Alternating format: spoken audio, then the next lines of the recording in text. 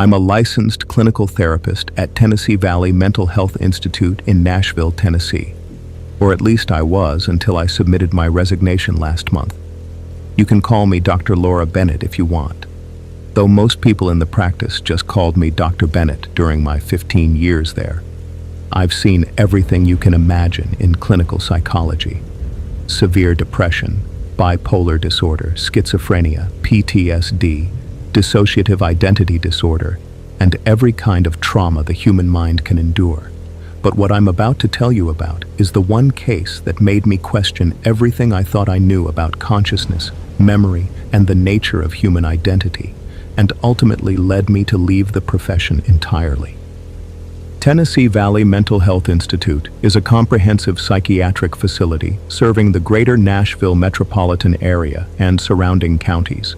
It's a modern complex built in the early 2000s with specialized units for inpatient care, outpatient therapy, and residential treatment programs. The facility handles approximately 12,000 patients annually across all services. During my time there, I specialized in trauma therapy and dissociative disorders, working primarily with patients who had experienced severe childhood abuse, combat trauma, and complex psychological conditions that required intensive, long-term treatment.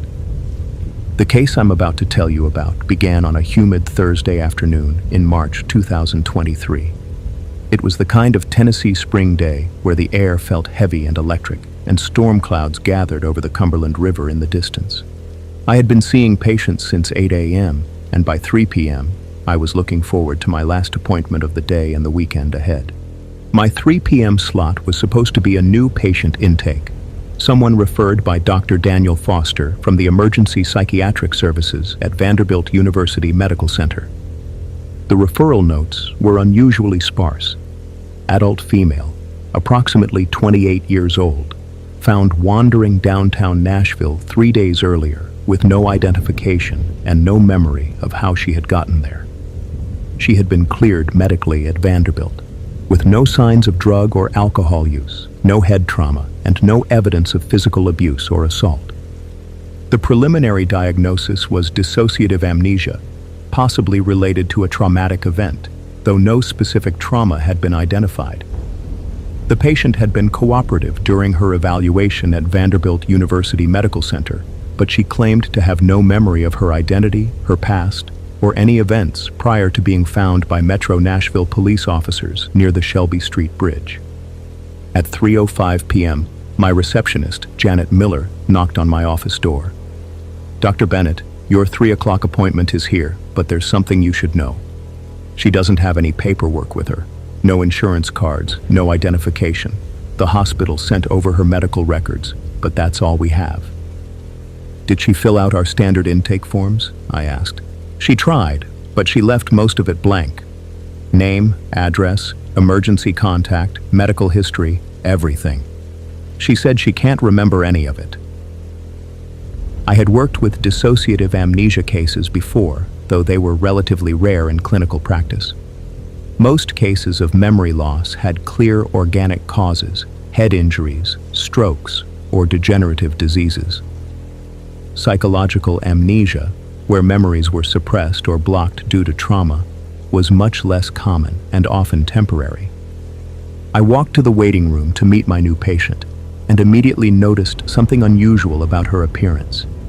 She was sitting perfectly still in one of our standard waiting room chairs, hands folded in her lap, staring straight ahead with an expression of complete calm.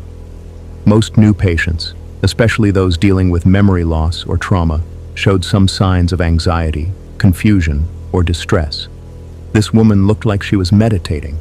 She appeared to be in her late 20s, with dark brown hair pulled back in a simple ponytail, wearing plain jeans and a gray sweater that looked new and expensive, though they had no visible brand labels or tags. Her posture was unusually erect, almost military in its precision, and when she turned to look at me, her eye contact was direct and unwavering. "Hello, I'm Dr. Bennett," I said, extending my hand. "You must be."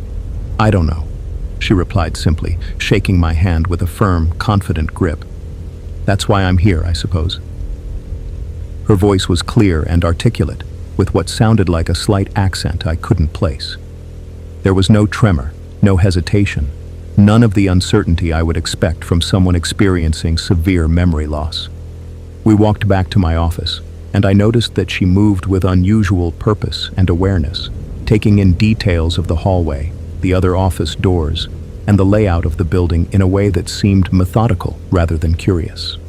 "Please, have a seat wherever you're comfortable," I said, gesturing to the seating options in my office. I always let new patients choose where to sit as a way of giving them some control over their environment and helping them feel more at ease. She chose the chair directly facing my desk, sat down with perfect posture, and waited for me to begin the session. No fidgeting, no nervous glances around the room, no questions about the process or what to expect. It was as if she had done this many times before.